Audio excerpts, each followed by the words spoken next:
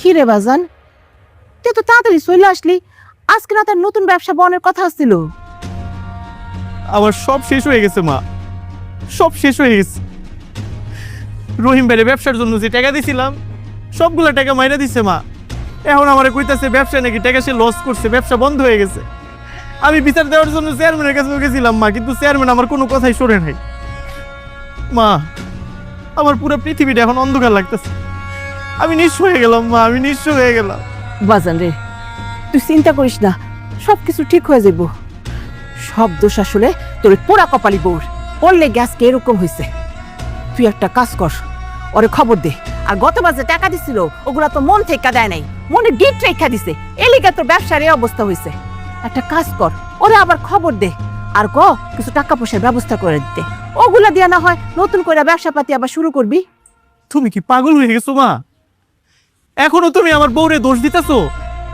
না মা, আমার বউয়ের কোনো দোষ নাই। আমার বউয়ের কপালের কোনো দোষ নাই মা, সব দোষ তোমার আর আমার। এটা আমাকে পাপের শাস্তি। ময়নার লগে, ময়নার মায়ের লগে যে অন্যায় আমরা করছি, আমরা সেটা শাস্তি পাইতেছি। তুমি একটাবার চিন্তা করে দেখছো মা? ময়নার পেটে আমার সন্তান,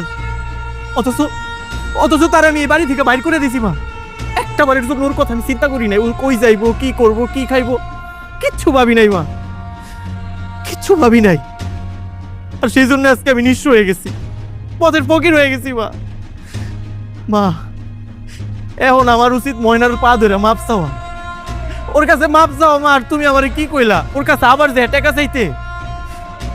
আচ্ছা মা, তুমি আমারে একটাবার বুঝাইতে পারতা না? একটাবার বুঝাইতে পারতা না তুমি আমারে? বাজান রে, ওই বুঝতো তখন আমার মধ্যেও আসে নাই, কিন্তু এখন তোর কথাগুলা শুনে মনে হইতেছে আমরা আসলে অন্যায় করছি।